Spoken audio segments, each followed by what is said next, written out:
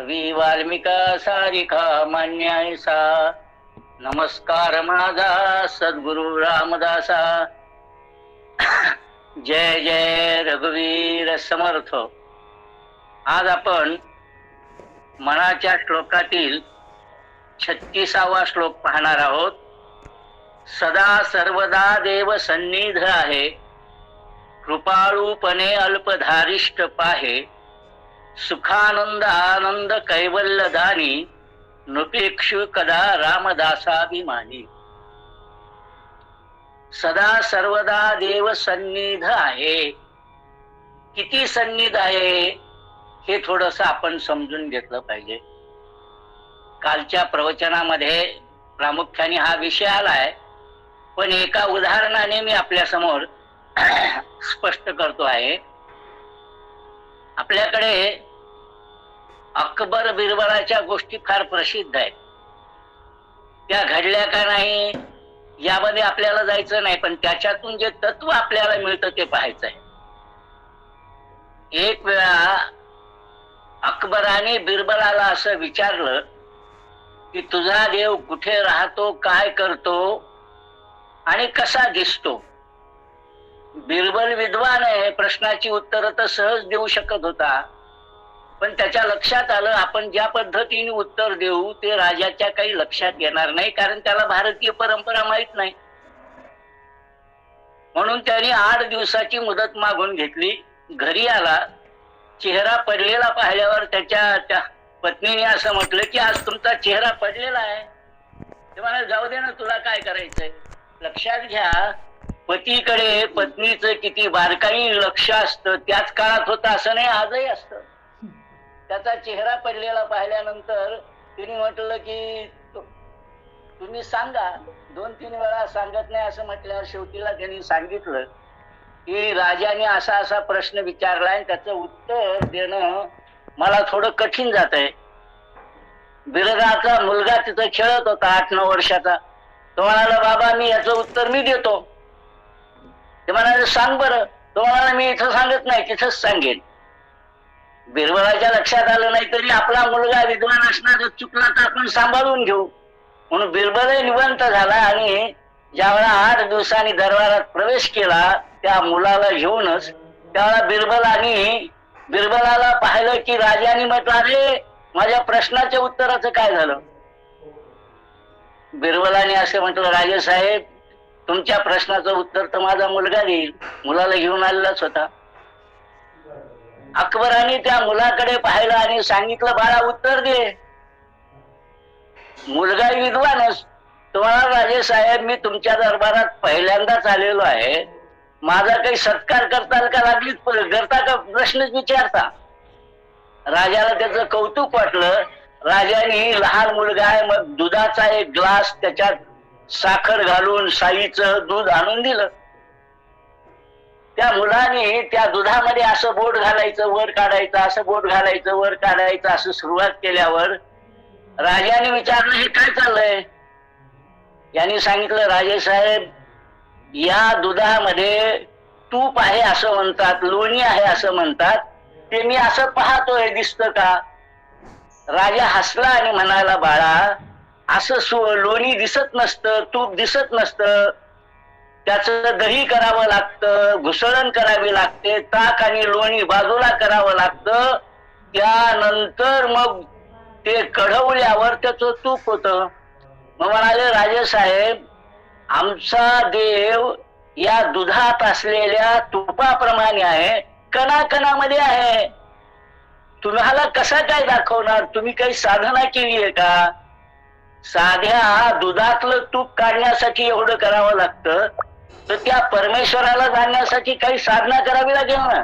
ती साधना केल्याशिवाय तुम्हाला दिसणार नाही, पण भगवंत सर्वत्र आहे दुधातल्या तुपाप्रमाणे. राजाला पहिल्या प्रश्नाचं उत्तर पटलं. मग राजाने म्हटलं माझा दुसरा प्रश्न आहे, तो काय करतो.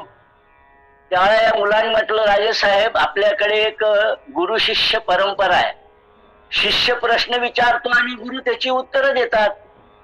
आता आणि तुम्ही जर मला प्रश्न विचारत आहात तर तुम्ही कोण आहात आणि मी कोण आहे स्वाभाविक रीतीने उत्तर द्यावं लागलं की मी शिष्य आणि तू गुरु आहेस.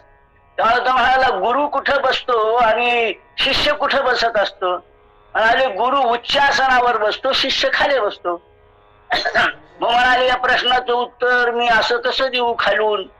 राजालाही कौतुक वाटलं, लहान मुलगाच आहे, त्याला वर बसवलं. राजा स्वतः खाली उतरला आणि म्हणाले आता माझ्या प्रश्नाचं उत्तर दे. राजे साहेब म्हणाले तुम्हाला प्रश्नाचं उत्तर मिळालं नाही का. नाही मिळालं. अहो म्हणाले जगामध्ये ज्या सगळ्या घटना होतात त्या तोच करतो, जो वर आहे त्याला खाली करतो, खाली असलेल्याला वर सुद्धा करतो. आता मी खाली होतो, वर आले, तुम्हाला खाली केलंय, हे सुद्धा त्या परमेश्वराच्या सत्तेनेच होत असतं असं सांगितलं. याचंही उत्तर मिळालं. सांगायचं तात्पर्य काय, या पद्धतीने राजाला त्यांनी उत्तर दिली आणि दिसण्याविषयीच त्यांनी सांगितलं तुम्ही साधना करा त्यानंतर दिसेल, असा दिसणार नाही. आता साधना करा आणि असा दिसेल. आम्ही म्हणतो आम्ही दररोज नामस्मरण करतो.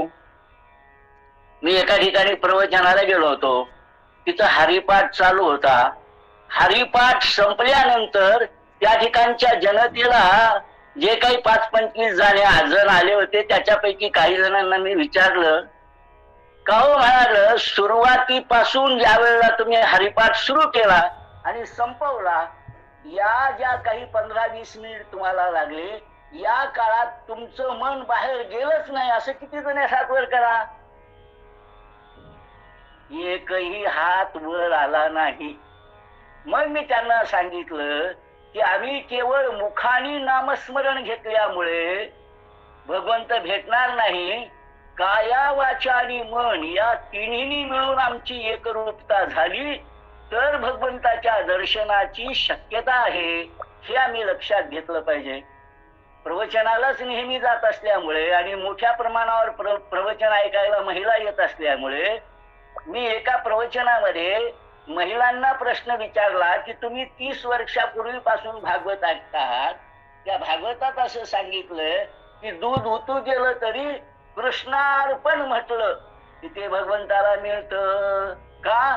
कारण अग्नी हे देवतांचं मुख आहे आणि म्हणून अग्नीत पडलेली वस्तू ज्या देवतेला अर्पण करायची त्या देवतेचं नाव घेतलं की त्याला पोचते, हा आमचा सिद्धांत आहे. खरं सांगा 30 वर्षापासून 5-25 वेळा तरी दूध उतू गेला असेल, पहिल्यांदा कृष्णार्पण आलं का चुच्चू आलं सांगा. त्याचं उत्तर सुद्धा चुच्चू आलं हेच होतं, कृष्णार्पण नाही. नंतर पण मनामध्ये वाटत वाया गेलं दूध. आता वाया गेलं दूध, साधं दूध सुद्धा प्रपंचामधलं कृष्णार्पण आम्ही म्हणू शकत नाही उतू गेल्यावर, आणि आम्ही म्हणतो भगवंत भेटत नाही. कसा भेटणार बरं? म्हणून आम्ही हे लक्षात सदा सर्वदा देव सन्निध आहे. किती सन्निध आहे हो, आमच्या चराचरामध्ये जे काही दिसतंय आहे, हा देह या देहातल्या कणाकणामध्ये तो आहे, आमच्यापासून बाजूला नाहीच. पण त्याची प्रचिती का येत नाही याचा विचार केला पाहिजे. माझ्या पायाला काहीतरी टोचल्याशिवाय मी पायाकडे लक्ष देत नाही. त्यामुळं मी जर पायाकडे लक्ष दिलं नाही तर मला पाय नाही, तसं होतं का? होत नाही. पाय असतातच, पण आमचं लक्ष जात नाही. तसं भगवंत म्हणतो तू माझ्याकडे लक्ष दिलं पाहिजे. आणि किती लक्ष दिलं पाहिजे? एका गुरुकडे एक शिष्य आला नवीन. तो म्हणाला मला देवाला दाखवा, देव दाखवा मला. 2-3 वेळा ऐकलं, 5 दिवस निघून गेले तरी त्याची काही साधना नव्हतीच. मग 6व्या-7व्या दिवशी गुरु त्याला गंगेवर स्नानाला घेऊन गेले आणि नंतर पोहत असताना गुरु पैलवान असल्यासारखेच होते. त्यांनी मानगुटी धरली आणि त्याला पाण्यामध्ये बुडवायला सुरुवात केली. तो इतका उफाळून वर आला की त्यांनी गुरुचा हात आणि हे सगळं झुगारून घेऊन सांगितलं मला मारायचं होतं का तुम्हाला? त्या म्हणाले बाबा रे, तुझा जीव जाईल या आशेने, या भावनेने तू जितका तळमळलास तितका त्या परमेश्वराच्या इच्छेसाठी, परमेश्वराच्या प्राप्तीसाठी तू तळमळतोस का? आणि जर तळमळतच नसशील तर तुला भेटेल कशासाठी? म्हणजे आमच्या अंतःकरणामध्ये काया वाचा आणि मन या सर्व दृष्टीने भगवंताचं स्मरण असलं पाहिजे. काल सांगितल्याप्रमाणे त्याला तुम्ही भौतिक स्वरूपाच्या कोणत्या वस्तू देताय त्याशी त्याचं काही घेणं देणं नाही.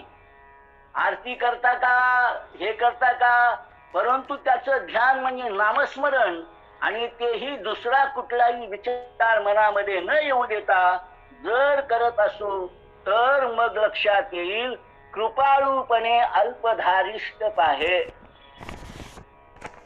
भगवंत आत बसूनच आमची परीक्षा पाहत असतो, आणि परीक्षा पाहिल्याशिवाय, अहो साधं MA BA जायचं जरी परीक्षा पास झाल्याशिवाय आम्हाला तिथपर्यंत जाता येत नाही. आणि भगवंताची प्राप्ती माझी म्हणतात तर भगवंताची परीक्षा पाहिली पाहिजे. भगवंत परीक्षा पाहणार की नाही? मग कशी पाहतो भगवंत परीक्षा? प्रल्हादाला म्हटलं, अरे तुझ्या विष्णूचं नाव घेऊ नको, तू जर नाव घेतलंस तर तुझा कडेलोट करू. तो म्हणाला कडेलोट करा. उकळत्या तेलात टाकू. तो म्हणाला उकळत्या तेलात टाका, पण मी भगवंताचं नामस्मरण बंद करणार नाही. आणि आपल्या सगळ्यांना कथा माहितीये, उकळत्या तेलात टाकलं तरीही त्याला तेल पोळलं नाही, खाली फेकून दिलं तरीही त्याला लागलं नाही, वगैरे वगैरे आम्हाला कथा माहितीये. आमच्या या पुराणातल्या कथा थोड्या दूरच्या आहेत. आधुनिक काळातली एक कथा ठेवतो तुमच्या समोर, घडलेला प्रसंग. योगी अरविंदांची शिष्य आहे माताजी. 1976 पर्यंत